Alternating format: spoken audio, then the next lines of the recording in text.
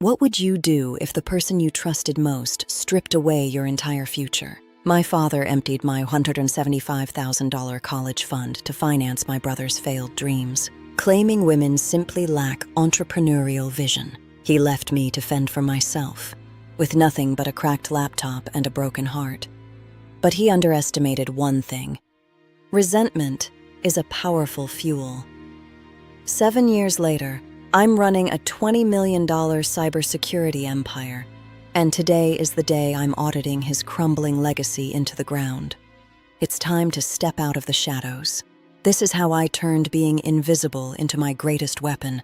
Stick around, because the best revenge isn't just winning, it's becoming everything they said you couldn't. The December rain hammered against the floor-to-ceiling windows of the 15th floor conference room in downtown Austin, Texas. I stood at the head of the table, my fingers resting on the cool surface of a manila folder that contained 340 pages of evidence that would destroy me. Men sitting in walls for me, men who still hadn't realized who I was. My name is Nyla Bell. I'm 26 years old, and I'm about to audit my own father's company into bankruptcy. If you're listening from somewhere far away, drop your city in the comments so I can see how far this has traveled. And please, stay with me until the end. The older man, my father, Trevor, shifted in his seat. His expenses doing the exhaustion edging into his face. Beside him sat my brother Jensen, 29 now, looking nothing like the golden child who once strutted through our Connecticut home with the confidence of someone who'd never been told no. Rivera, Trevor said, using the professional name I'd adopted for this contract. We've been waiting for over an hour. When will your team be ready to begin? I allowed myself the smallest smile. We began 7 days ago, Mr. Bell. I'm here to present our findings. That's when Jensen's face went pale. His eyes locked onto mine, and I watched the recognition like a stain across white fabric. He whispered. Trevor's head snapped toward me so fast I heard his neck crack. But I'm getting ahead of myself. To understand how we got to this moment, how the invisible daughter became the woman holding her family's future in a folder, I need to take you back 7 years to a dinner table in Westport, Connecticut, where my father made the decision that would change everything. August 2018, Westport, Connecticut. The dining room in our colonial-style home always smelled like furniture polish and my mother's anxiety. That Sunday evening, as golden light filtered through gauze curtains, the scent was particularly strong. Carissa, my mother, had been cleaning since dawn, the way she always did when Trevor wanted to make an announcement. I was 19, home for the weekend before heading to MIT in 3 weeks. The acceptance letter sat in my room upstairs. The words, "Full academic scholarship," still making my heart race every time I looked at it. 4 years of computer science in one of the best programs in the world, and I wouldn't need to touch the college fund my grandmother Eleanor had set up for me years ago. That should have been my first clue that something was wrong. When had Trevor ever let money sit unused when he could invest in? Nyla, put your phone away, Trevor said as Carissa brought out the roast chicken. This is family time. I slid my iPhone under my napkin, watching as Jensen continued scrolling through Instagram without comment. 22 years old, 2 years out of a state school with a business degree he'd barely earned, and he'd spent the last 6 months exploring opportunities. which meant sleeping until noon and attending networking events where people twice his age pretended his ideas weren't half-baked nonsense. So, Trevor began, cutting into his chicken with surgical precision. I've been doing some research. Stanford Business Review published a fascinating study about investment returns and gender demographics. My mother's fork paused halfway to her mouth. I felt my stomach tighten. According to their data, male entrepreneurs show a 340% higher return on investment over a 10-year period compared to female-led ventures. He said this like he was discussing the weather. It's not sexism, it's statistics. Biology creates different risk-reward profiles. Dad, I said carefully, I'm not asking you to invest in anything. I have a full scholarship to study computer science. Yes, we need to talk about that. Trevor set down his knife. I've been very patient about this coding hobby of yours, Nyla. But it's time to be realistic. Women don't have the logical framework for high-level technology work. You'll burn out by sophomore year, and then what? You'll have wasted 4 years and have no marketable skills. The words hit me like a slap, but I kept my voice steady. I placed in the top 50 of the National Cyber League competition, out of 12,000 participants. That's wonderful, honey, Carissa said softly, though she wouldn't meet my eyes. It's a game, Trevor said dismissively. I'm talking about the real world, which is why I've made a decision about your college fund. The room went very quiet. Your grandmother Eleanor set up 2 accounts. 175,000 for you, 180,000 for Jensen. But Eleanor didn't understand modern economics. He smiled, the same smile he used when closing insurance deals. I'm consolidating the funds. $355,000 invested in Jensen's cryptocurrency venture. I heard the words, but they didn't make sense. Not immediately. It was like watching a car accident in slow motion. You see it happening, but your brain refuses to process the reality. You're what? I finally managed. Jensen has been developing a revolutionary blockchain platform. The pre-sale alone could triple our investment in 18 months by the time you finish nursing school. Nursing school? The words came out sharper than I intended. I was accepted to MIT for computer science, which is exactly my point. Trevor's voice hardened. You're chasing a dream that doesn't suit your capabilities. Nursing is stable, respectable, and plays to female strengths. You're giving interpersonal connection. Jensen, on the other hand, has genuine entrepreneurial vision. I looked at my brother. He was 22 years old, still living at home, and the closest he'd come to entrepreneurial vision was buying Supreme hoodies to resell on eBay, a venture that lost $3,000 in 6 months. Dad, Jensen said, not looking up from his phone. The project's called Floki Moon. We're targeting the same demographic as Dogecoin, but with better... That's not a real business, I interrupted. That's a meme coin. They're pump and dump schemes. See? Trevor gestured at me like I'd proven his point. This is exactly the kind of risk-averse, uncreative thinking that holds women back in business. Jensen understands that fortune favors the bold. I turned to my mother. She was staring at her plate, her hands trembling slightly as she cut her chicken into smaller and smaller pieces. Whoa, I said quietly, say something. for a moment I thought she might actually stand up for me. Then she swallowed hard and said, "Your father knows about these things, sweetheart. He's always taken care of the financial planning." Something inside me cracked. Not broke, cracked.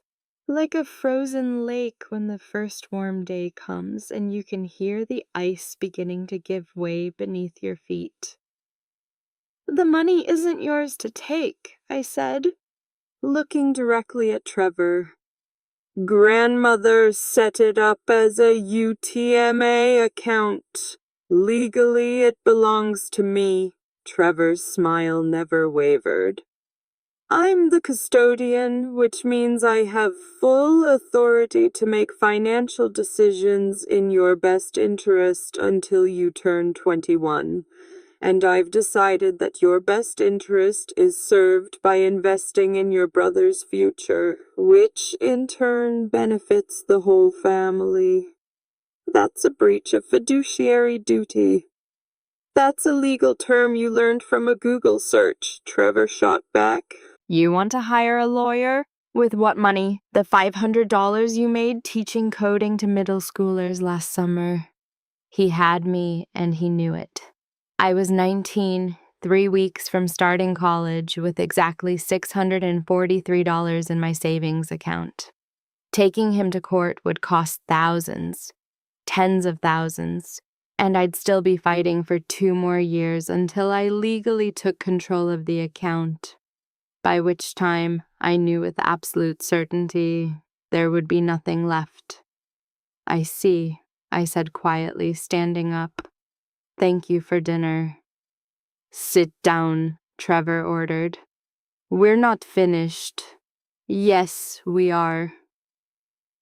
I walked out of the dining room, up the stairs to my bedroom, and closed the door with the kind of careful quietness that felt more final than slamming it ever could. Through the floor, I heard Trevor's voice.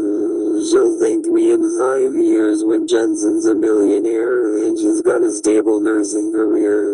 Mark my words, Harissa, I'm saving her from herself." I didn't cry, I didn't scream. I sat on my bed, opened my laptop, and began to plan. September 2018. The departure. 23 days later, at 4:30 in the morning, I stood in the doorway of the house I'd grown up in. Rain fell in steady sheets, turning the meticulously maintained lawn into a blur of dark green.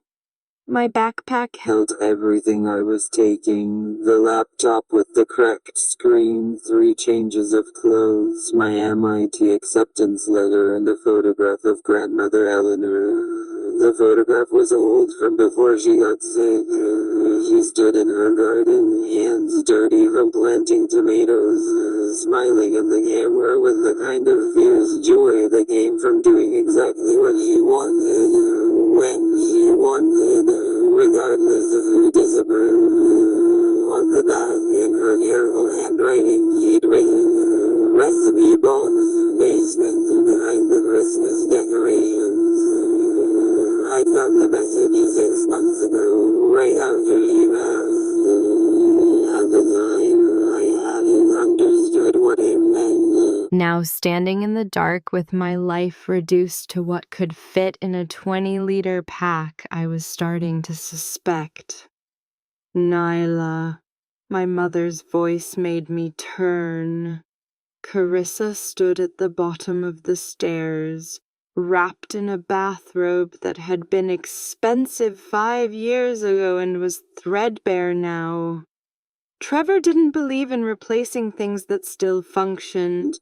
A philosophy that extended to marriages, apparently.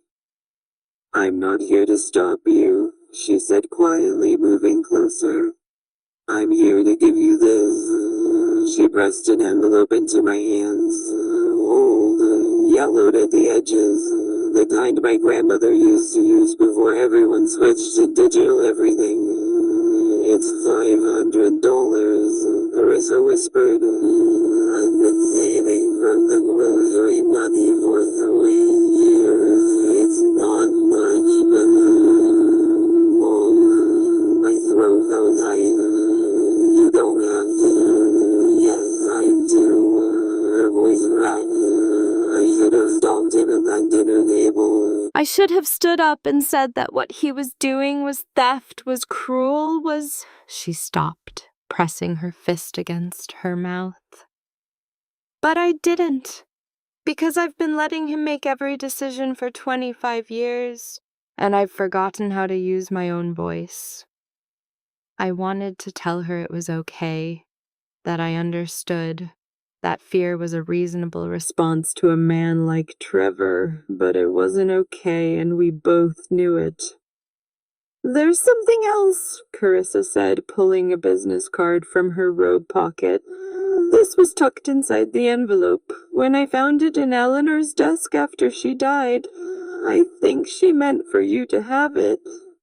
I took the card.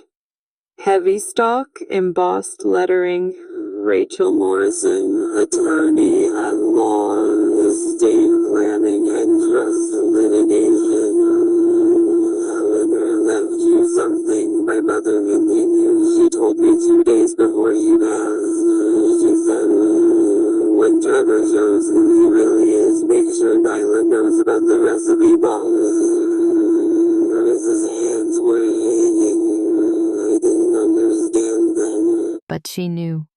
She knew he'd do exactly this. Behind us, I heard a floorboard creak. Both of us froze, listening.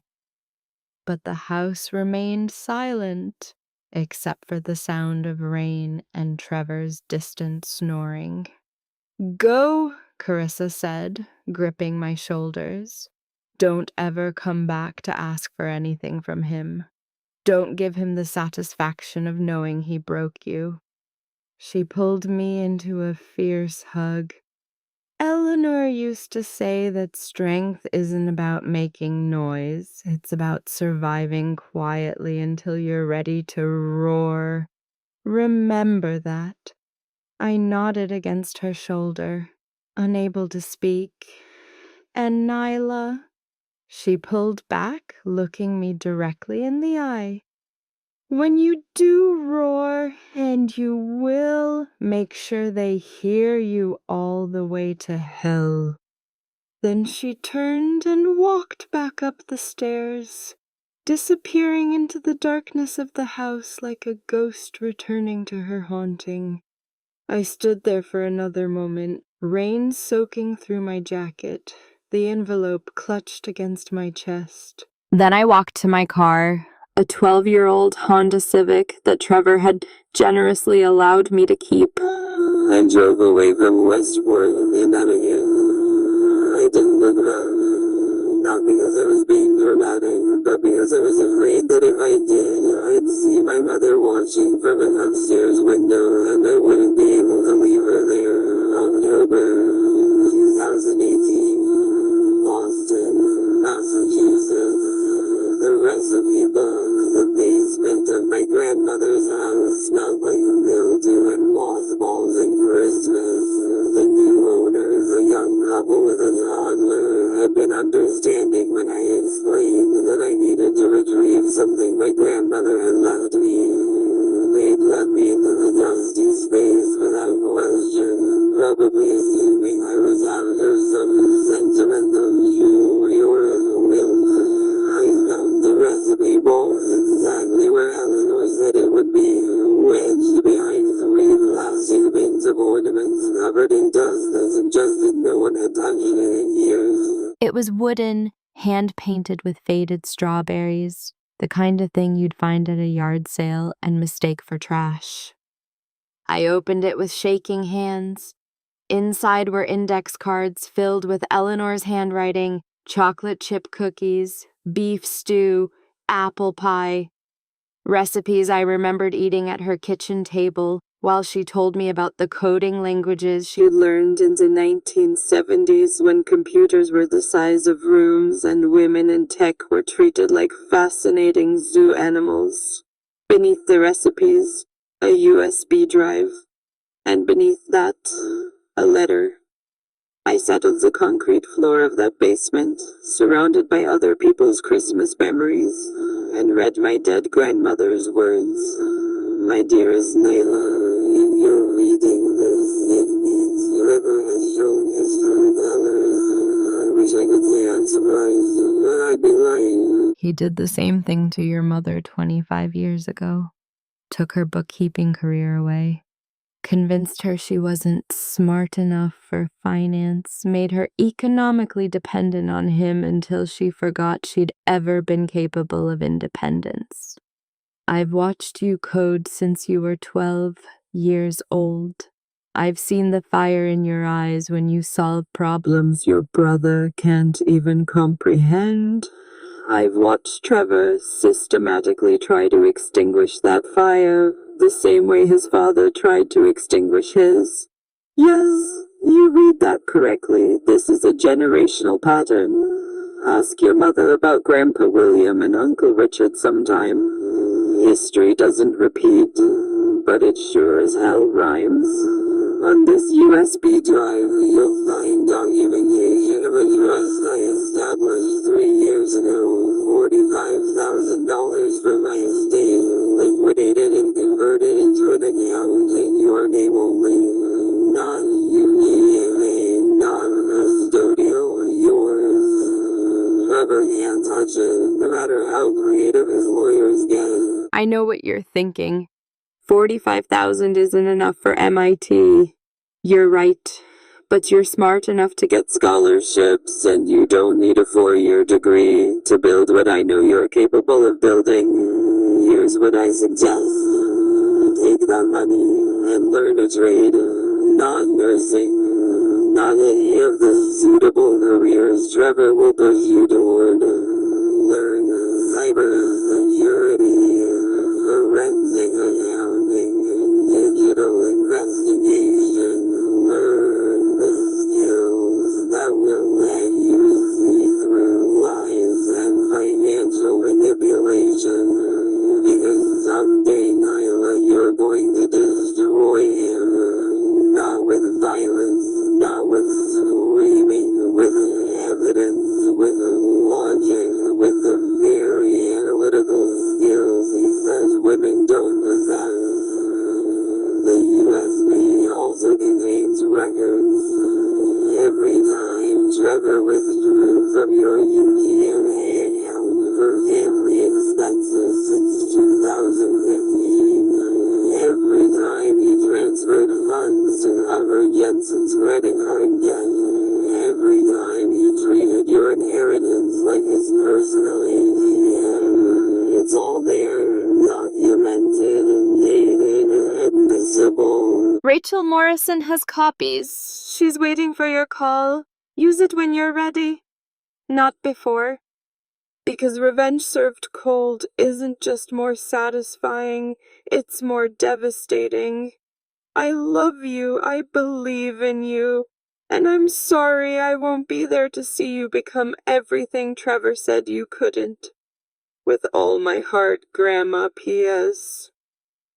That photograph you have of me in the garden, turn it over, I've left you one more thing. My hands were shaking so hard I almost dropped the photo pulling it from my backpack. I flipped it over and beneath Oliver's handwritten note about the recipe box in different ink added more recently were 3 lines. UTMA account number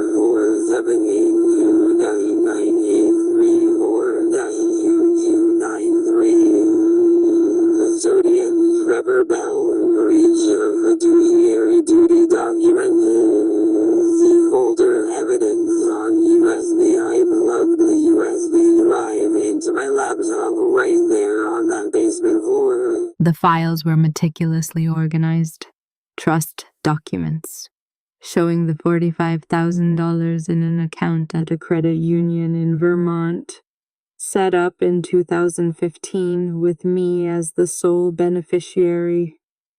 UTMA violations, spreadsheets tracking every unauthorized withdrawal Trevor had made from my college fund, $3,200 for Jensen's car insurance, $5,800 for Jensen's spring break trip to Cancun, $12,400 for family emergency expenses that coincided exactly with Jensen's cryptocurrency investments in 2017. In total, Trevor had drained $47,300 from my account over 3 years. Money that should have been untouchable, protected by law, held in trust for my education.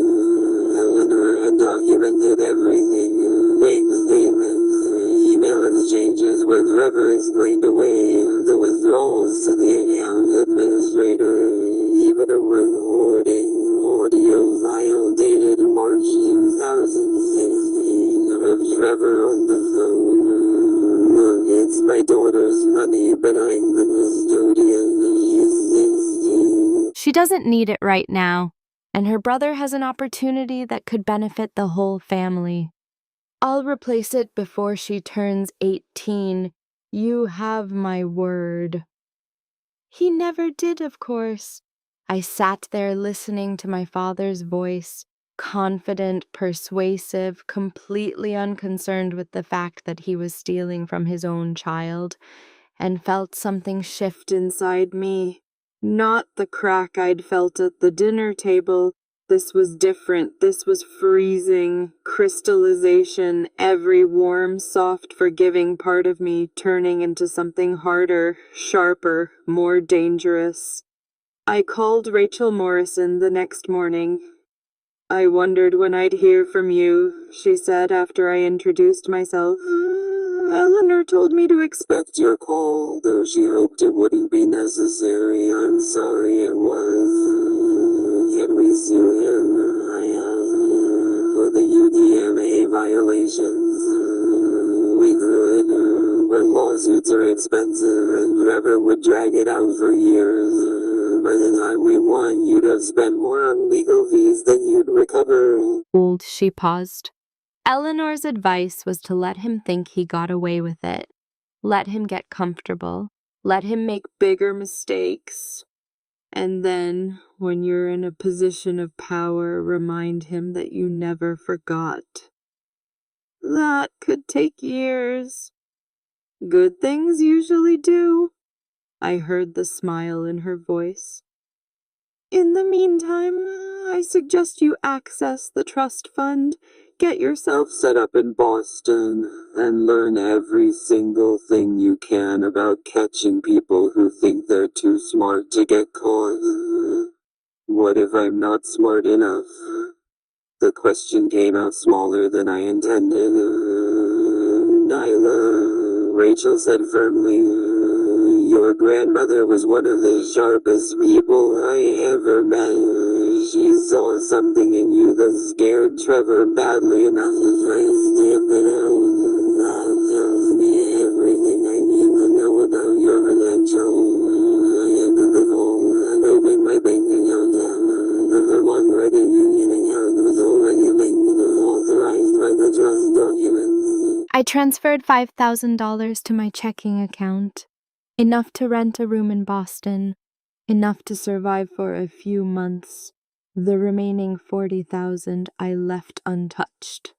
That was my ammunition, and I was going to learn exactly how to fire it. November 2018, the education begins. I didn't go to MIT, not as a full-time student anyway. The scholarship covered tuition, but Boston was brutally expensive, and I needed to preserve Eleanor's money for the skills that would actually matter. Instead, I got a job at a bakery in Brookline, building espresso shots from 5 a.m. to 1 p.m. 6 days a week, $15 an hour, plus tips. It wasn't glamorous, but it was enough to rent a room in a house in Holston with 3 other students. Enough to eat, enough to survive. The rest of my time, I studied. I opened doors. Where gave me the computer science fundamentals for free. Library and Udemy on administration, testing, and network security for the cost of a textbook. I bought a used server off Craigslist for $800 and built a home lab in the corner of my bedroom, learning to hack systems by deliberately breaking them and putting them back together. At night, when my roommates were asleep, I practiced on HackerOne and BugCrowd, platforms where companies offered bounties for finding vulnerabilities in their systems. Most of my early attempts were garbage. I'd spend 20 hours analyzing some web application, only to find that someone else had already reported the same bug weeks earlier. But I was learning. Every failed attempt taught me something: how to think like an attacker, how to spot patterns that didn't quite fit, how to document findings in a way that made companies take you seriously instead of dismissing you as some kid playing hacker. 3 months in, I passed my first certification. Certified ethical hacker. Cost me $1,200 I'd saved from tips, but the certification meant I was legitimate, employable. Credible. I celebrated by buying a $2 slice of pizza and going back to my laptop. Meanwhile, back in Connecticut, my brother's Instagram told a different story. At Jensen Bell, September 2018, just invested $300K in #FlokiMoot. Next stop, millionaire status. Thanks, Dad, for believing in #visionary Entrepreneurship at Jensen Bell, October 2018. Photo of bottle service at some Manhattan nightclub. Caption: Building empires requires celebrating wins. #entrepreneur life. #NYC. And Bell. November 2018. Selfie with a Porsche. Test driving success. Coming soon to a driveway near you. The Porsche never materialized. Neither did the empire. But I watched my father's money evaporate in real time through my brother's social media. Each post a reminder of exactly what my college fund had purchased.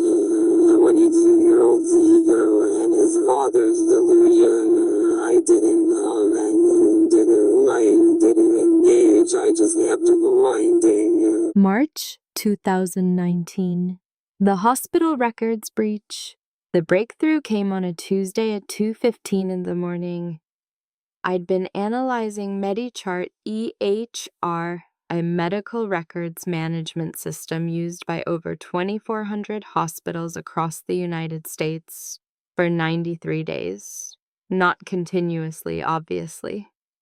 I still had to pull espresso shots and pretend to care about whether someone wanted oat milk or almond milk in their latte. But every spare moment, every break, every hour between midnight and dawn, when my brain should have been sleeping, I was digging into MediChart's code. Most security researchers wouldn't bother. The company had already been audited by a major cybersecurity firm that charged $2 million for their assessment. The report, publicly available because MediChart was trying to win a government contract, declared the system secure within industry standards. But I'd learned something important in my months of studying. Expensive audits often missed the obvious. The big firms were looking for sophisticated, zero-day exploits, complex attack chains that would make good case studies for conferences. They overlooked the simple stuff, and MediChart had a very simple problem. Their search function, the one doctors use to look up patient records, didn't properly sanitize user input, which meant if you knew basic SQL injection techniques, you could trick the database into returning information it shouldn't. I tested it carefully, first on my own lab setup using a demo version of the software, then with explicit written permission from a tiny medical clinic in Vermont that used the system on their actual installation. The results made my hands shake. With a single carefully crafted search query, I could access every patient record in the database. Names, addresses, social security numbers, medical histories, prescription records, everything. And because of how the system was architected, I could do this without triggering a single security alert. 250,000 patient records, accessible in under 3 minutes. All because someone had forgotten to add 17 characters of input validation to their code. I spent the next week documenting everything. Screenshots, video demonstrations, step-by-step reproduction instructions, an analysis of why the vulnerability existed, and recommendations for fixing it. 47 pages formatted according to HackerOne's disclosure standards. Then I submitted my report and waited. 2 weeks later, while I was halfway through my morning shift at Taddy, my phone buzzed with an email notification from security@manager.com. Subject critical SQL in Manager 4.2. Patient data exposure priority urgent. I made it through exactly 4 more coffee orders before telling my manager I was sick and leaving. Sat in my car in the parking lot, Hands shaking as I opened the email. Miss Bell, we've validated your findings. Our CTO wants to know how the hell a 19-year-old found what a $2 million security audit missed. We're treating this as a critical severity issue. Patch is being deployed to all installations within 72 hours. Our bug bounty program the payout for critical vulnerabilities affecting core functionality is $25,000 to $50,000 depending on impact assessment. Given that you potentially prevented a HIPAA violation that could have cost us hundreds of millions in fines and destroyed patient trust in our healthcare partners, the security team has approved a bounty of $32,000. Additionally, our CTO would like to discuss potential consulting opportunities if you're interested. Thank you for your responsible disclosure. Sarah Chang, Director of Security, Betty John, $32,000. I read the number 4 times to make sure I wasn't hallucinating. $32,000 for 93 days Of work that I'd done at the margins of my life, in between making lattes and trying not to think about the fact that my brother had probably blown through twice that much on bottle service and cryptocurrency scams. I called Rachel Morrison. I have a legal question, I said when she answered. If I earn money from bug bounties, can Trevor claim it belongs to him because I'm under 21 and he's my legal guardian? Absolutely not. You're legally employed, even as an independent contractor, and earnings from your labor belong to you. Guardian status doesn't extend to wages. He paused. How much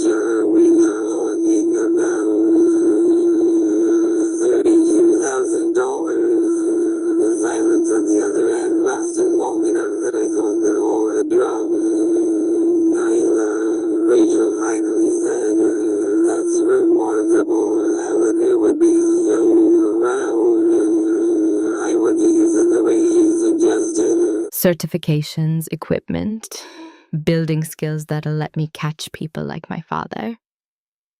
Then do exactly that. And keep every receipt, every certification, every piece of documentation, because someday you're going to want to show a very specific audience exactly how you built yourself from nothing. I knew which audience she meant. August 2019. Paystream Technologies. By late summer, I had 3 certifications, a home lab that could simulate enterprise-level security scenarios, and a reputation on HackerOne that was starting to open doors. When a small fintech startup called Paystream Technologies posted an unpaid internship for a security analyst, I applied immediately. The company occupied a cramped office in Cambridge, 12 employees squeezed into a space designed for 6. Their product was a payment processing platform for small businesses. Think Square, but trying to compete on lower fees and better fraud detection. The founder and CEO, a 50-year-old former banker named Richard Carlisle, interviewed me himself. "Your resume is interesting," he said, scanning the single page I'd managed to fill. 19 years old, no degree, but you've earned more from bug bounties in 6 months than most college grads make in a year. Why do you want an unpaid position? Because you process $4 million in transactions monthly. And I want to learn how payment systems work from the inside, I said. Bug bounties teach you how to break things. I need to learn how to build them properly. Fair enough. When can you start? Tomorrow. I spent the next 3 months learning everything I could. How PCI DSS compliance worked. How to design systems that could handle financial transactions without exposing sensitive data. How to balance security with user experience, because the most secure system in the world was useless if it was so cumbersome that nobody would use it. And then, on a Saturday morning in early November, I learned what it felt like when everything you'd built came Under attack. My phone rang at 3:47 a.m. I answered and still half asleep, assuming it was a wrong number. Nyla, it's Richard. We've been hit. Everything's encrypted. They're demanding 45 Bitcoin. I was out of bed and dressed in 4 minutes. In my car, instincts. The office looked like a disaster movie. Richard sat at his desk, gray face, staring at a screen full of red dots. 2 engineers were arguing in the corner about whether they could restore from backups. The third was on the phone with the FBI, who apparently were advising them not to pay the ransom. "Show me," I said. The ransomware was sophisticated, a variant of Revo, one of the nastier strains making the rounds. Every file on every server was encrypted with military-grade algorithms. The ransom note was professional, almost polite, with instructions for purchasing Bitcoin and a deadline. 72 hours, or the encryption keys would be deleted forever. "The FBI says paying funds terrorism," Richard said, his voice hollow. "But if we don't pay, we lose everything. Customer data, transaction records, source code, 3 years of work." Gone. "How much is 45 Bitcoin?" one of the engineers asked. "About $450,000, another answered. Richard put his head in his hands. "We don't have that kind of cash. Even if we did, don't pay them," I said. Everyone turned to look at me. "I can fix this," I continued, with more confidence than I felt. "But I need everyone to leave me alone for the next 12 hours. No interruptions, no questions.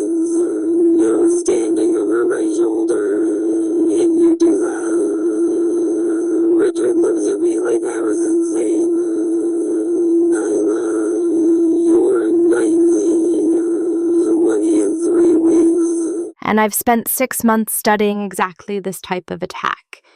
Either let me try or start liquidating assets to buy Bitcoin. I sat down at the nearest workstation. Your choice. He studied me for a long moment, then nodded at the others. Everyone out. Go home, get some sleep. We'll reconvene at 4 p.m. When the office was empty except for me And the hum of struggling servers, I got to work. Ransomware attacks follow predictable patterns. The attackers encrypt your files, but they need a way to decrypt them once you pay. Which means somewhere in the malware code, there's a key or a method for generating keys that can reverse the encryption. The trick is finding it. I started by analyzing the ransomware binary, reverse engineering the code to understand how it works. The attackers had been clever, but not perfect. They'd used a command and control server in Ukraine to manage the encryption keys, but they'd also hard-coded a backup mechanism in case their server went offline. that backup was my way in. It took 8 hours of work that blurred together into a single continuous push. Coffee, code, testing, more coffee, more code. Around hour 6, I found the pattern in how the malware generated encryption keys. Around hour 9, I figured out how to extract the master key from the system's memory dump. By hour 12, I had written a decryption tool. I tested it on a single file first, a customer record from 3 months ago, encrypted and supposedly lost forever. I ran my tool, held my breath, and watched as the gibberish transformed back into readable data. Then I ran it on everything, 98.7% recovery rate. Some files were corrupted beyond Repair, but everything critical, customer data, transaction histories, source code, came back intact. When Richard walked back into the office at 4 p.m., I was slumped in my chair, exhausted, watching the final batch of files complete their decryption. We're good, I said. Everything's back. He stared at the screens, then at me, then back at the screens. How?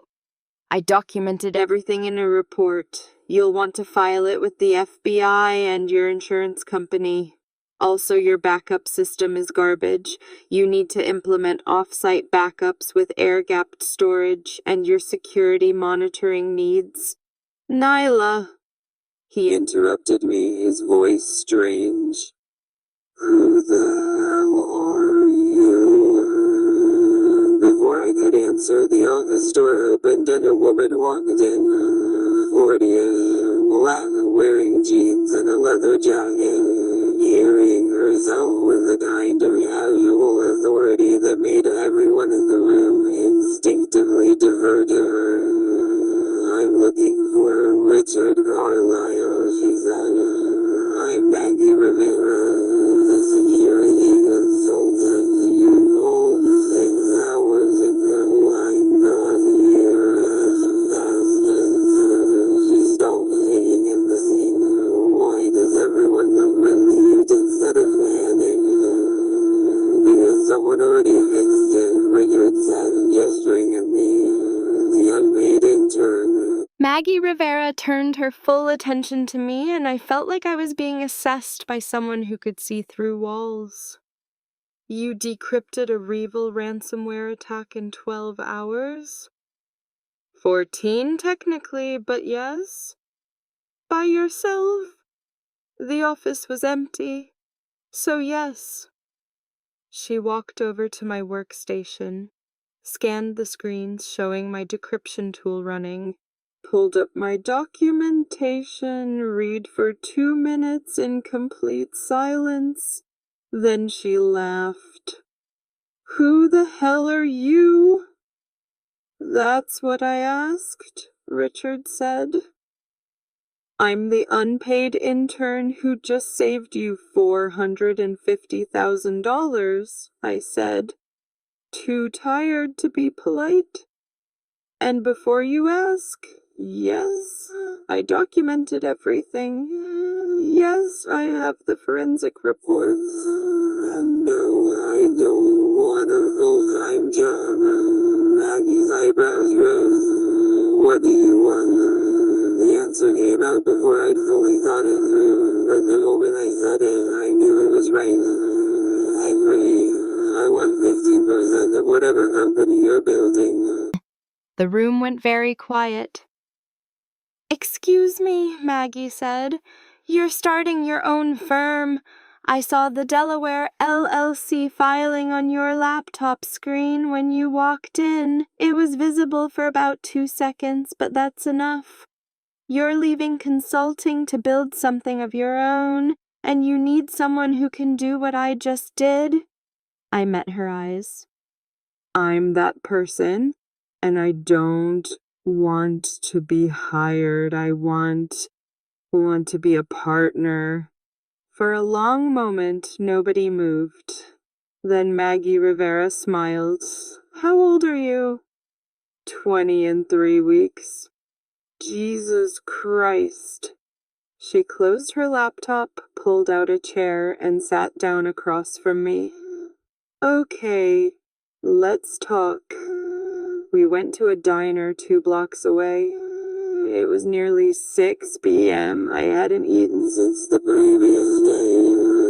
My hands were shaking from too much coffee and adrenaline rush. Maggie ordered us both food without asking what I wanted, then leaned back in the booth and studied me.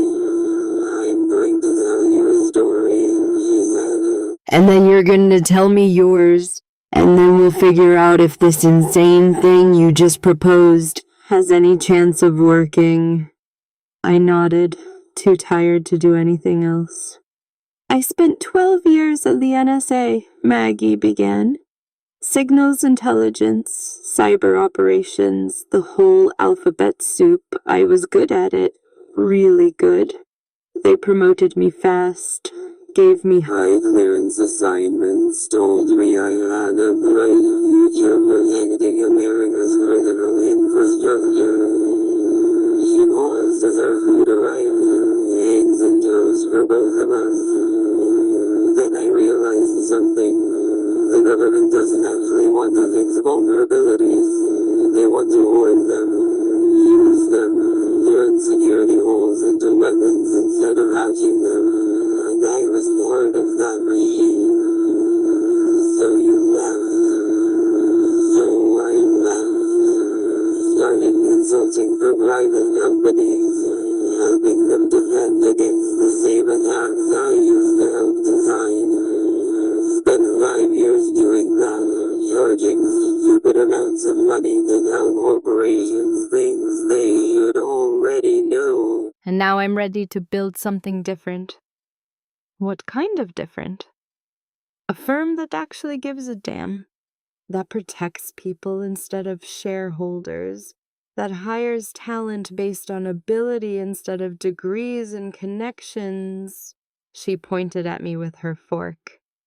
Someone like you, for instance, who probably couldn't get hired by any major security firm because you don't have a bachelor's degree and you're not a 25-year-old white guy from MIT. I was accepted to MIT, I said. Full scholarship, computer science. So why aren't you there? And just like that, the whole story came pouring out.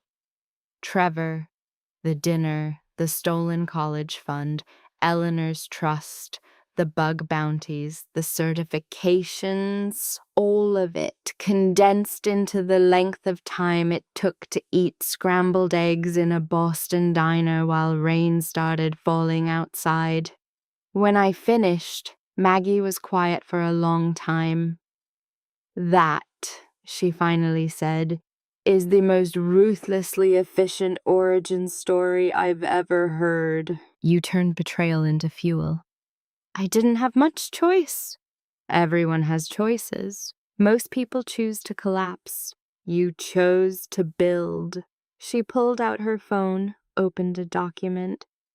I was planning to launch Rivera Security Solutions in January.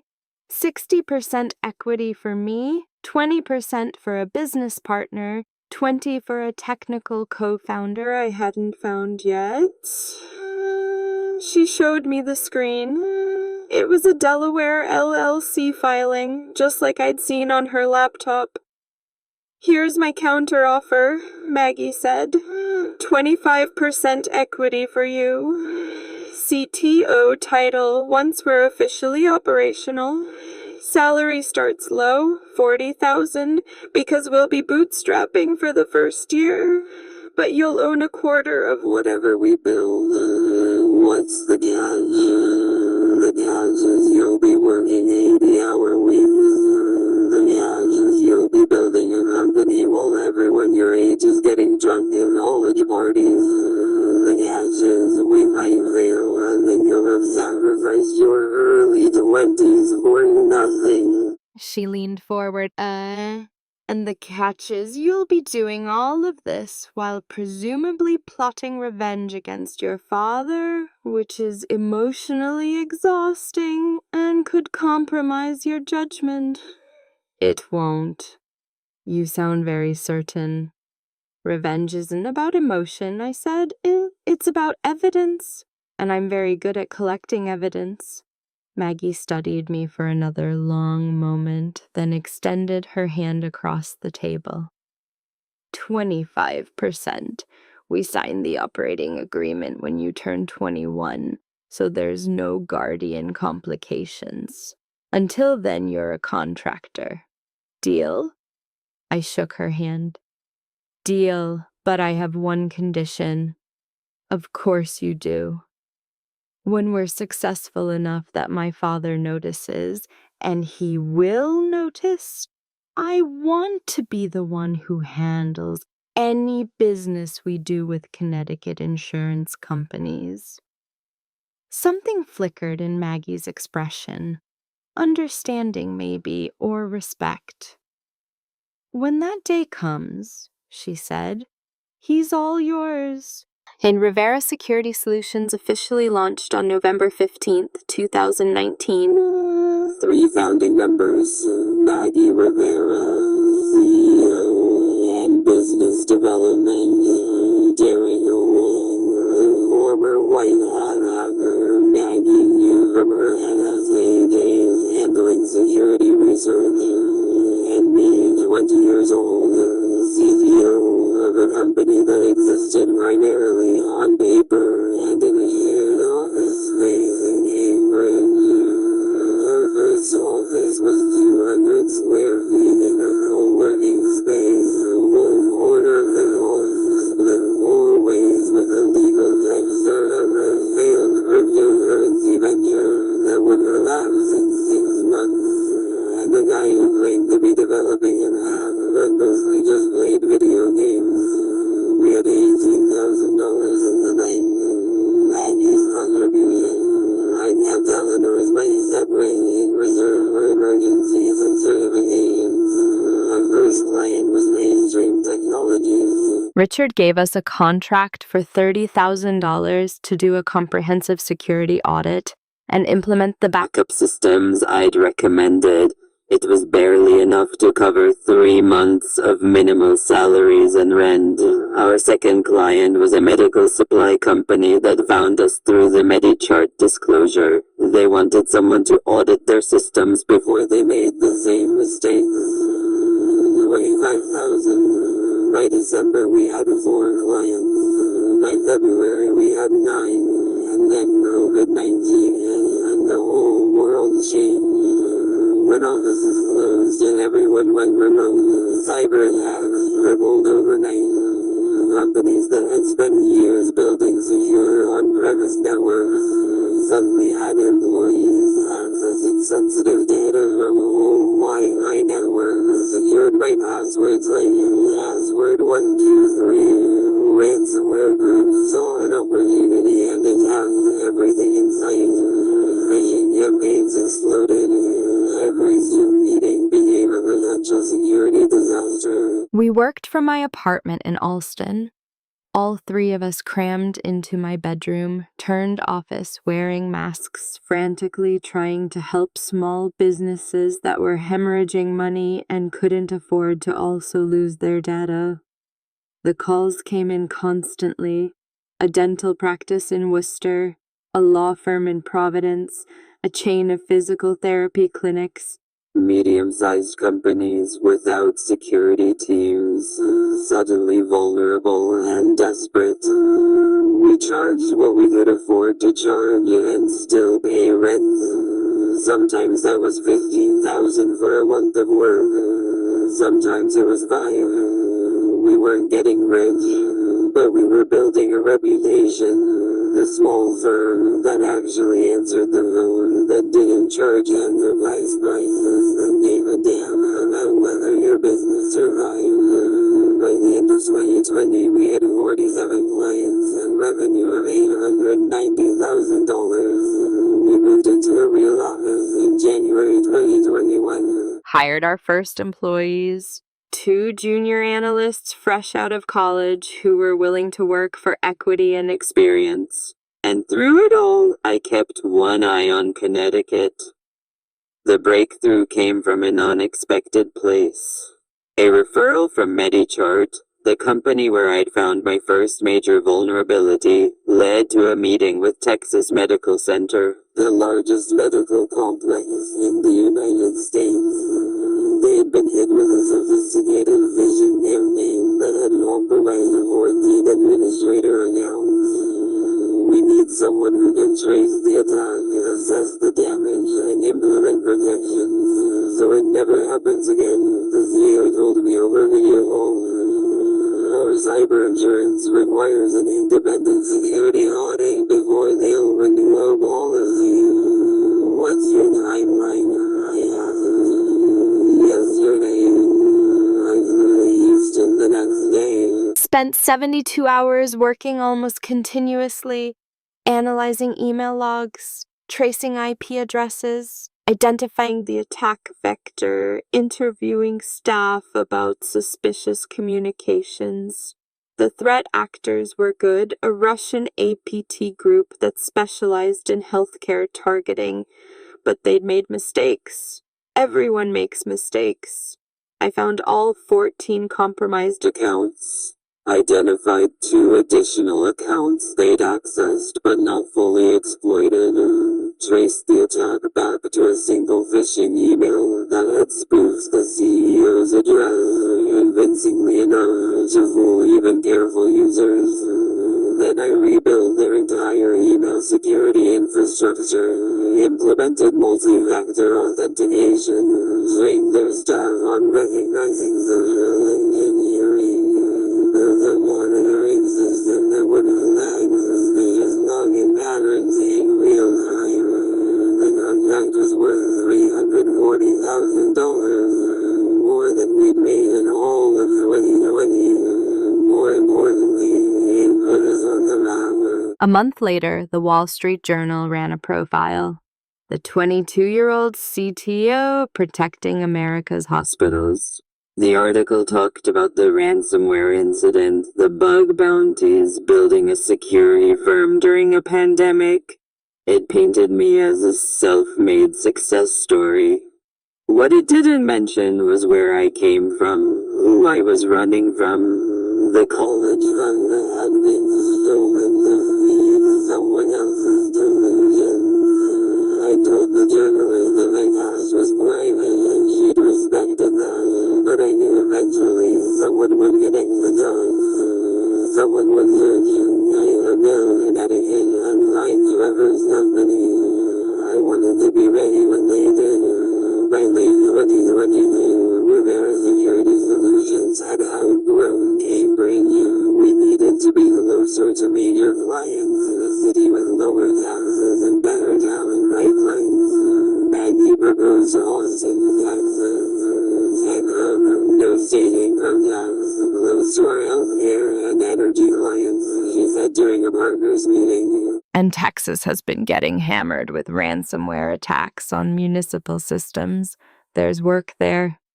I agreed for different reasons. Austin was 1,800 miles from Westport, Connecticut, far enough that I wouldn't accidentally run into family, close enough that I could fly back when necessary. Because by then I knew the confrontation Was coming. It was only a question of when.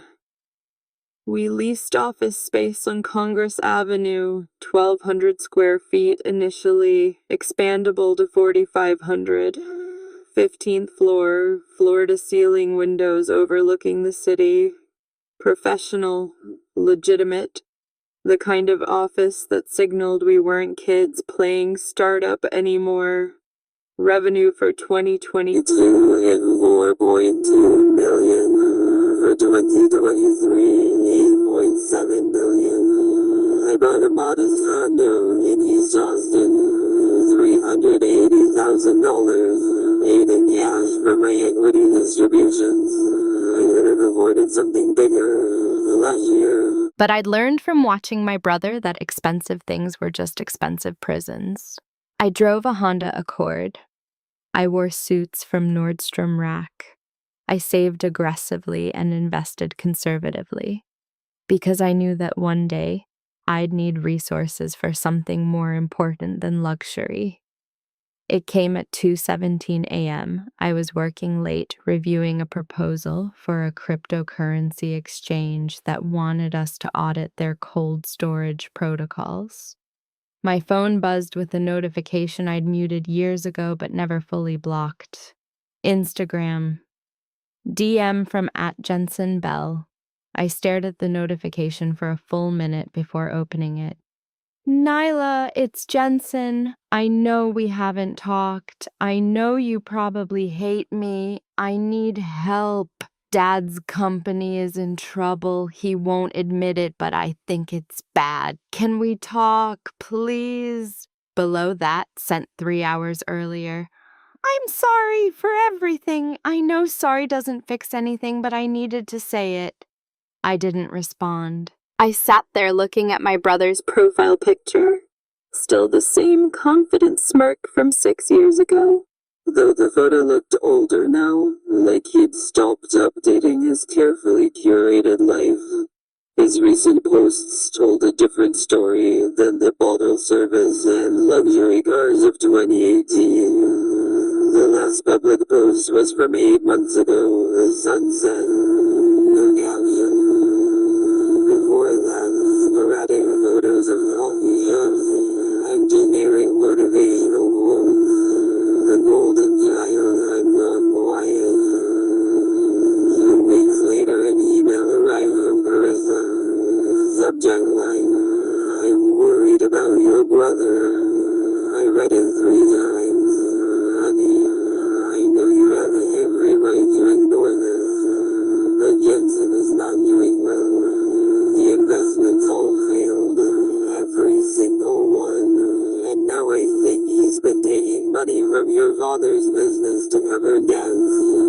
Trevor doesn't know yet, or he's pretending not to know, because admitting Jensen failed would mean admitting he was wrong about everything. I filed for divorce last week. The lawyer's Rachel Morrison, Eleanor's friend. She's been wonderful. I'm not asking you to forgive them. I'm asking you to be careful, because when Trevor finds out what Jensen's done, he'll find someone to blame, and it won't be himself. I love you. I'm so proud of you. Mom, I forwarded the email to Maggie with a single line. I think we're about to get a very interesting client. Her response came back in 30 seconds. Are you ready for this? Was I ready? I'd been preparing for 6 years. I had the skills, the company, the evidence. I had Eleanor's documentation of the UTMA violations. I had Rachel Morrison on retainer. I had everything I needed except one thing, the opportunity. And apparently my brother was about to hand me exactly that. I replied to Maggie. I've been ready since I was 19 years old. The official request came through standard channels. Connecticut Department of Insurance issued a directive to Trevor Bell Insurance and Associates. Following a reported data breach, the company required an independent third-party forensic audit before license renewal would be considered. 3 firms submitted bids. Deloitte quoted $500,000, Mandiant quoted $680,000. Bell and Rivera Cybersecurity quoted $380,000 with a faster timeline. Trevor chose us. What he didn't know was that his disappeared daughter had built the company bearing her name. The idea was so far outside his worldview that the possibility never occurred to him. I reviewed the breach report from Austin, professionally formatted but suspiciously vague. Sophisticated ransomware attack had emerged in client databases. Attackers demanded Bitcoin. The IT contractor had partially restored systems from backup. This is bullshit, Derek said, reading over my shoulder. Sophisticated attackers don't leave partial recovery options. The timeline didn't make sense. Breach reported August 15th. FBI notified August 18th. But Connecticut Insurance Department wasn't informed until September 3rd. 2 weeks late, only after an anonymous tip. I called Agent Patricia Cole. She owed me a favor from the Providence case. 10 minutes later, I had everything I needed. There was no ransomware attack, I said. The FBI ran forensics. No malware signatures, no command and control traffic. Someone manually encrypted files and created a fake ransom note. Why? To cover up $2.1 million missing from customer escrow accounts. Derek went still. That's embezzlement. That's my brother. I hadn't been back to Connecticut in 6 years, 4 months, and 17 days. The state looks smaller now. I rented an Airbnb 2 miles from my old neighborhood. The house I grew up in was still there. Same white colonial, perfect lawn. But Carissa's car wasn't in the driveway. She'd moved out 3 months ago, living with her sister in Rhode Island while the divorce processed. Trevor and Jensen lived there now, 2 men in a 5-bedroom house maintained by a woman they'd taken for granted. I drove past without stopping. First, I needed evidence. Trevor's office was in Stamford. Small building, faded sign. Retention unit glass, slightly crooked. I walked in at 9 a.m. Monday with Derek and 2 junior analysts. Professional attire, division authority. The receptionist checked her credentials against the court order. Mr. Bell is in a meeting, she said. But his son Jensen can help. That won't be necessary. The court order grants us direct access to all systems. We'll need a conference room. She led us to a room overlooking the parking lot. That's when I saw him. Jensen walked past the glass wall. For a moment he didn't register who I was. I'd changed, lost the softness of 19, gained sharp edges from building myself from nothing. Then our eyes met. He stopped, went pale, stood frozen while employees moved around him. I held his gaze for 3 seconds, then turned to Derek and said loud enough to carry, "Let's begin the forensic analysis. Complete access to all financial systems by End of business. 20 minutes later, Jensen entered the conference room, thinner than his Instagram photos. Dark circles no filter could hide. The swagger was gone. Layla, he said quietly. I didn't know Ms. Bell Rivera or Ms. Rivera. I didn't look up for my laptop.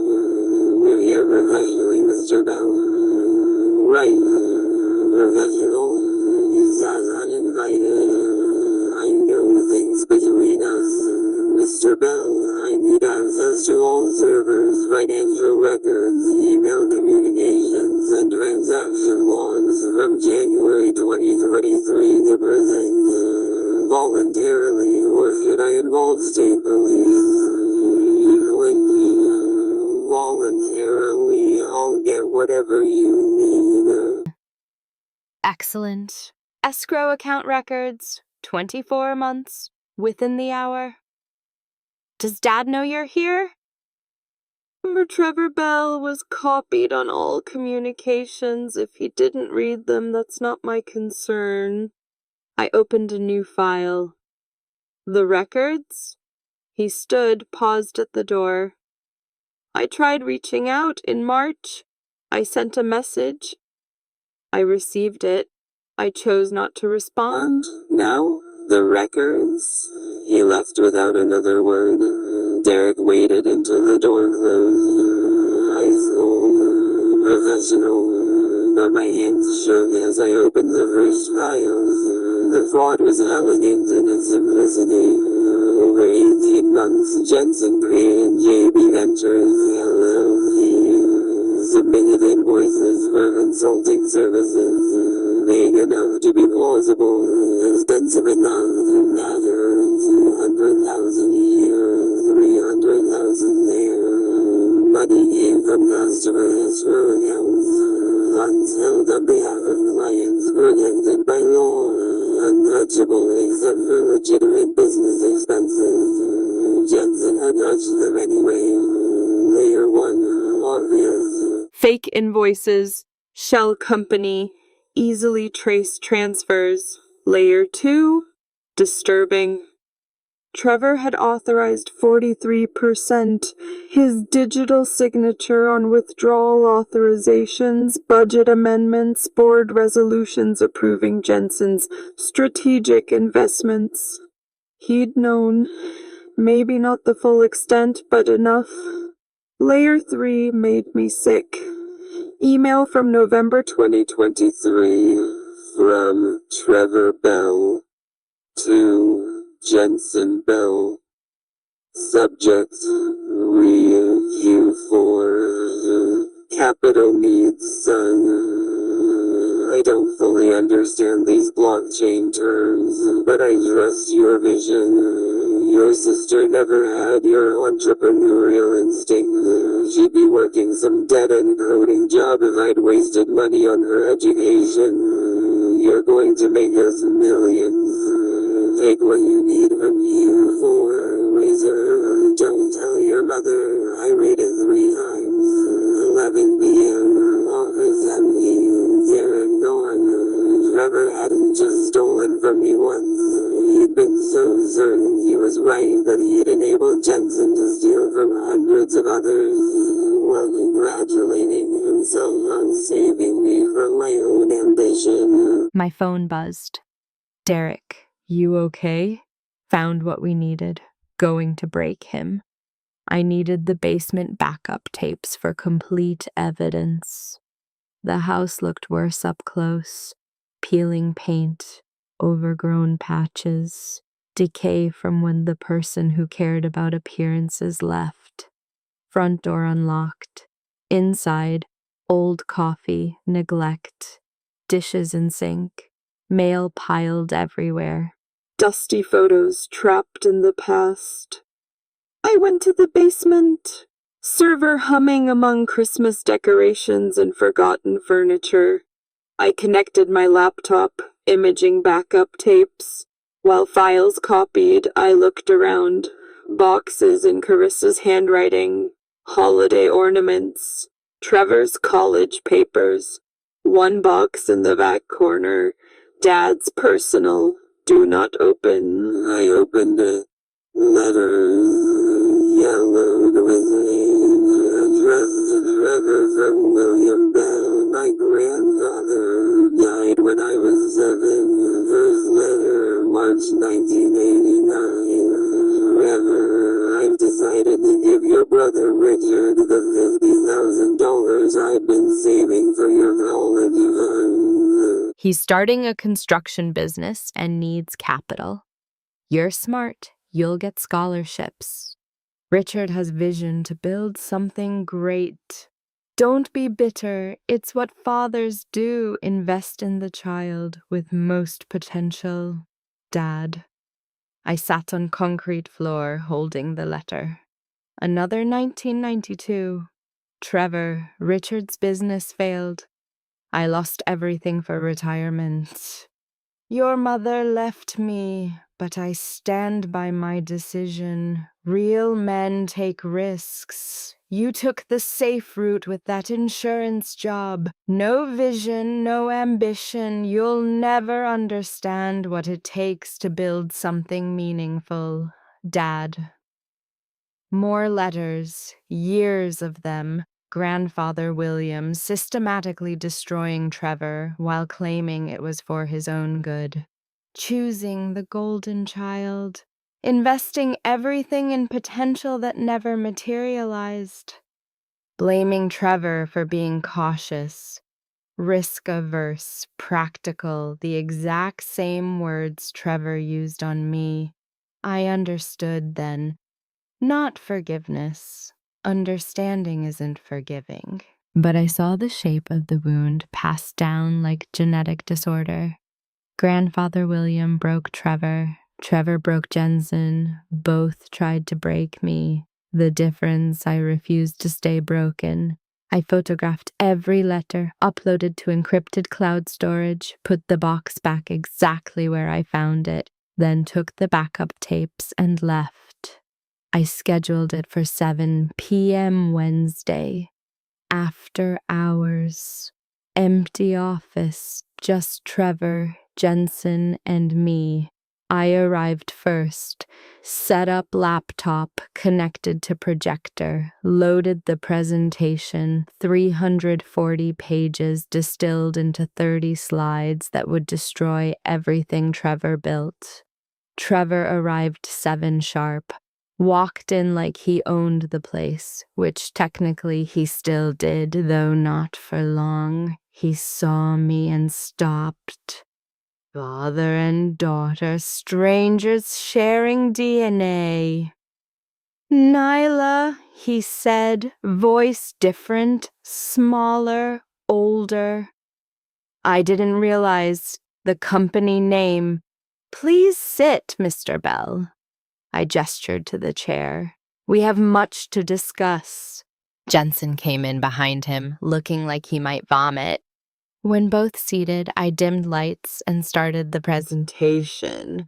I've spent 87 days examining every transaction, every email, every lie this company was built on.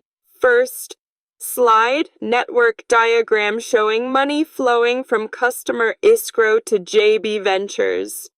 And I've reached a conclusion. I looked at Trevor. You didn't steal from customers because you're evil. You did it because you're terrified of being wrong. Trevor's face reddened. I don't have to. Yes, you do. Next slide. FBI documentation. Because in 48 hours, I'm submitting a 340-page forensic report to the FBI, Connecticut Insurance Commissioner. You want federal prison for retirement, you'll listen. Jensen made a wounded sound. I'm sorry. You needed one, Jensen. I turned to him. A way to hide that you'd blown $175,000 of my college fund on Floki Moon and bottle service. Next slide, his Instagram posts from 2018.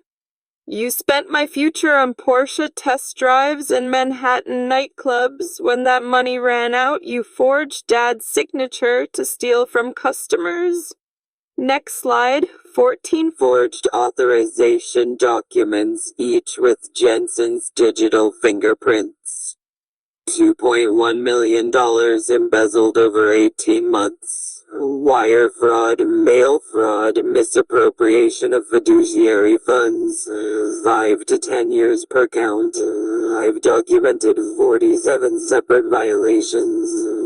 Trevor found his voice. This is revenge. Revenge. I smiled without warmth. Oh yeah, this is my job. You hired Bell and Rivera for forensic audit. I'm delivering exactly what you paid for. Next slide. Trevor's email about investing in potential. Your sister never had entrepreneurial instincts. She'd be working some dead-end coding job if I'd wasted money on her education. I read aloud. Trevor went pale. You wrote that November 2023. Want to know what I was doing then? New slide. Our financial statements. Revenue of $8.7 million. Staff of 15. Clients in 12 states. That dead-end coding job became a company worth more than yours ever was. I let that sink in. But here's what's interesting. New slide. Grandfather William's letters. You did to Jensen exactly what your father did to you. Chose the golden child, invested in potential, destroyed the one supposed to fail, and broke the one supposed to succeed. Trevor stared at his father's handwriting projected 10 feet tall. You found those. In the basement, next to the unsecured server. I looked at Jensen. Dad gave Uncle Richard's college fund to Richard for construction business. Business failed. Grandpa William lost everything. Grandma left him. Dad spent his life trying to prove he wasn't like Richard. Jensen looked at Trevor. You knew this happened and did it anyway? It was different, Trevor said, lacking conviction.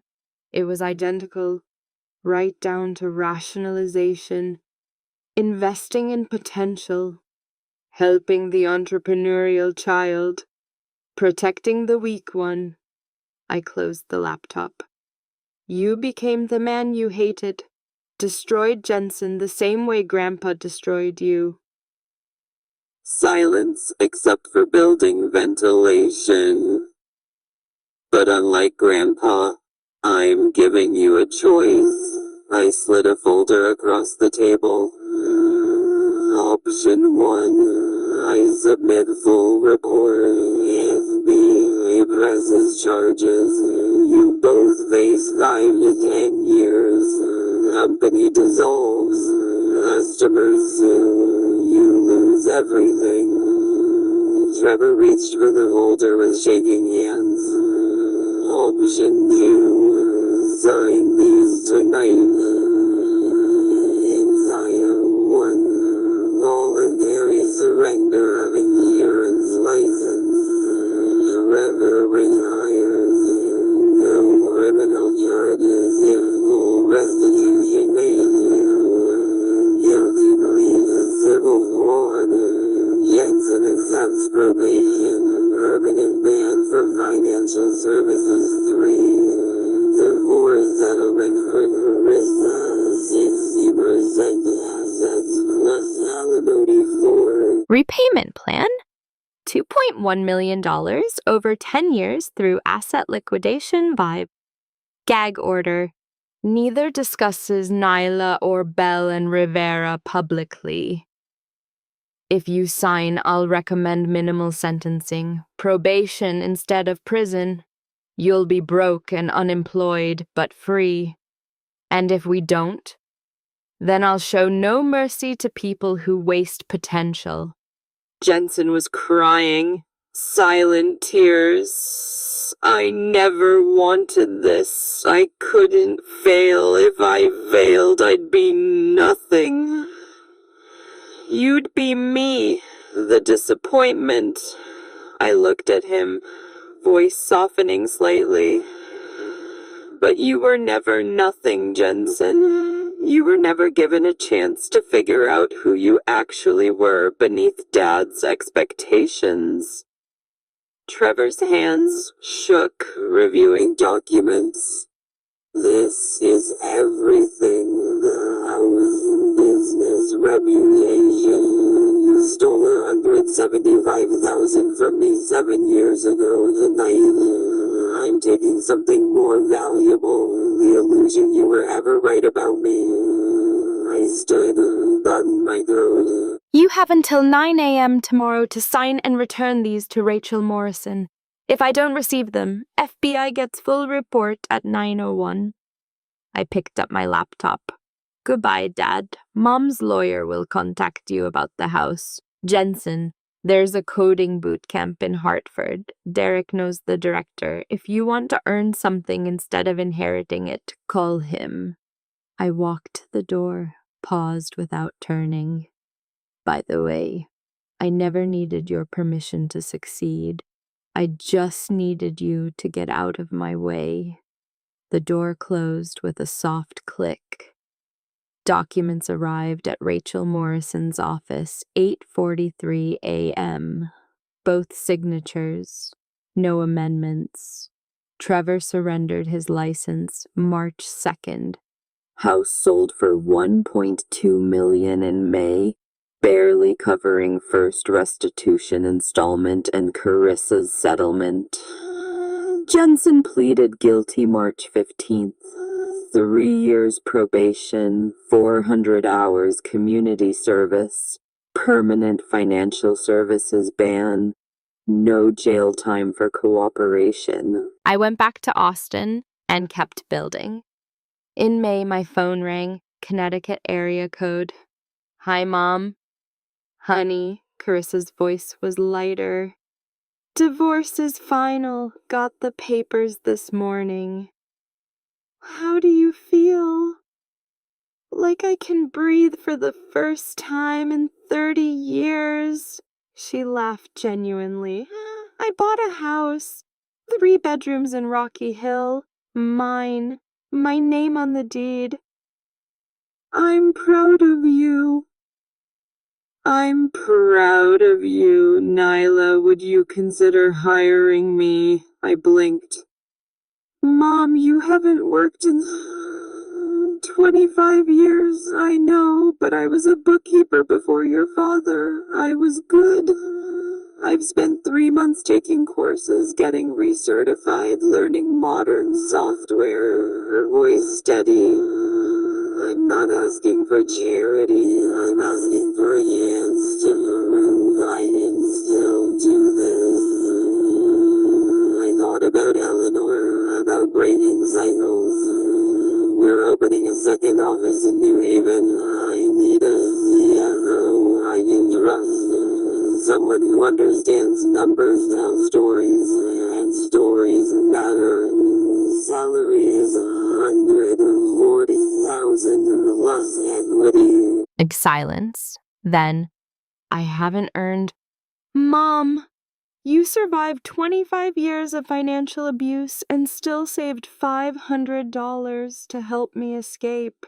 You taught me strength isn't making noise, it's surviving quietly until you're ready to roar. That lesson is worth more than any MBA.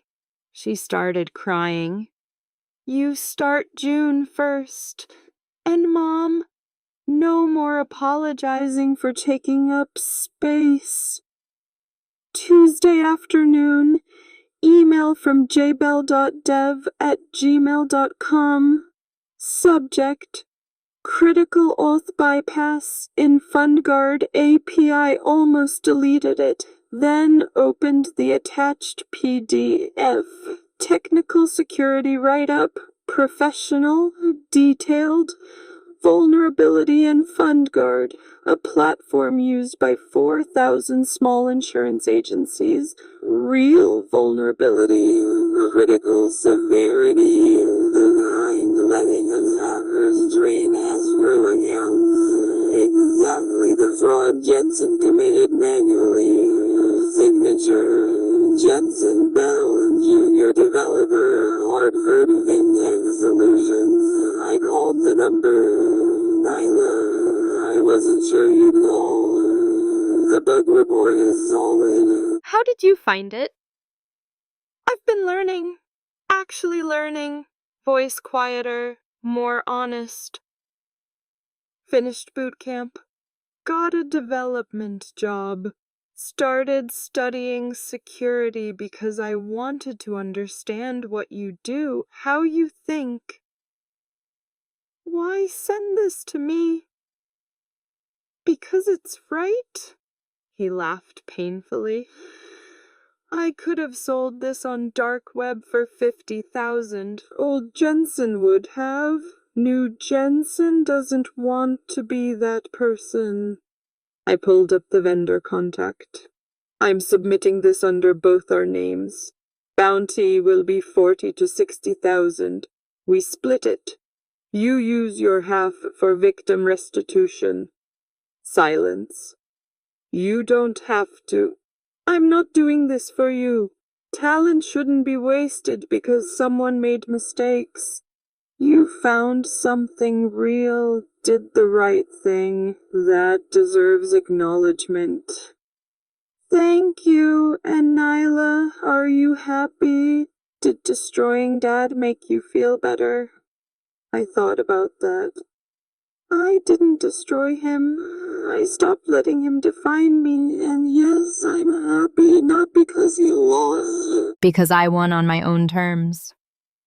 I'm glad, he said, meaning it. California State contract signing, December 23rd, 4.2 million over 3 years. Biggest deal in our history. I signed with the Mont Blanc pen Jensen sent for Christmas. No note, just engraving. You didn't need his permission. J. Maggie walked in, ready to celebrate. Actually, I'm ready to go home. Mom's flying in tomorrow. Jensen asked to visit for New Year's. I said yes. You're letting him in your house? 2 days. Couch. He's buying beer. I smiled with baby steps. He's 2 years into 10-year repayment ahead of schedule, learning to code without shortcuts. Worth acknowledging. Phone rang. Mom? Honey, got the California wire confirmation. We need to talk New Haven expansion. Mom, 6 p.m. before Christmas Eve. Not talking budgets. Talking whether you want tacos or barbecue tomorrow. She laughed. Tacos, always tacos. I'm proud of you, baby. Proud of you too, Mom. You got out. That's the hardest part. After hanging up, I sat looking at Austin skyline. Rain stopped. City lights reflected off Wet pavement, turning everything gold and red. You know what's funny, I said. 7 years ago, I thought success would feel like revenge, like proving him wrong would fill the hole. And Maggie, it doesn't fill it, but it doesn't need to. I'm not building this by Trevor Bell. I'm building it because I'm good at this, because 19-year-old me deserved a shot. Sometimes the best revenge is living a life so full, the people who tried to empty you become irrelevant. That's very zen. That's expensive therapy. I grabbed my come on, drinks on me. Celebrating California and not checking Dad's LinkedIn in 6 months.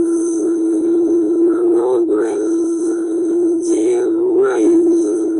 People ask if I forgave my father. I didn't.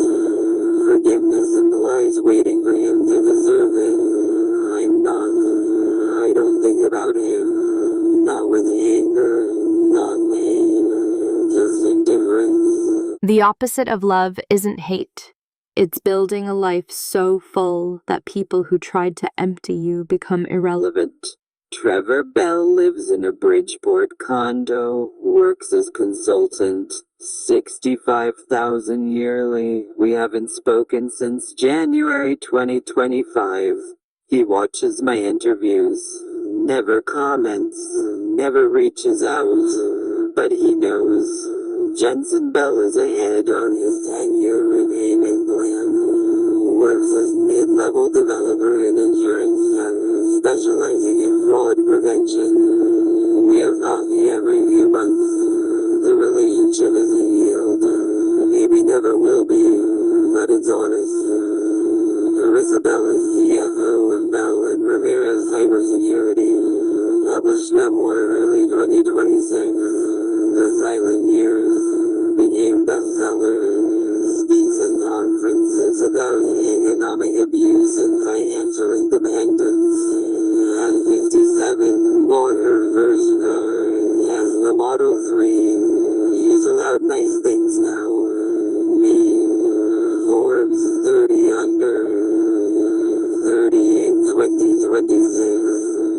Alan Rivera protects 340 companies across North America. We're hiring. We look for talent in unusual places. People told they couldn't and did it anyway. My name is Nyla Bell. I'm 26. I run a $20 million company. My mother is my CFO. My brother is trying to be better. My father, he's a case study I reference about leadership failures and favoring potential over character. I didn't destroy him. I Stopped letting him define me. That's the real revenge. Thank you for listening to my story. If it resonated with you, if you've been told you weren't enough, had to build yourself from nothing, or broke a cycle that tried to break you, I'd love to hear about it in the comments. If you want more stories like this, please subscribe.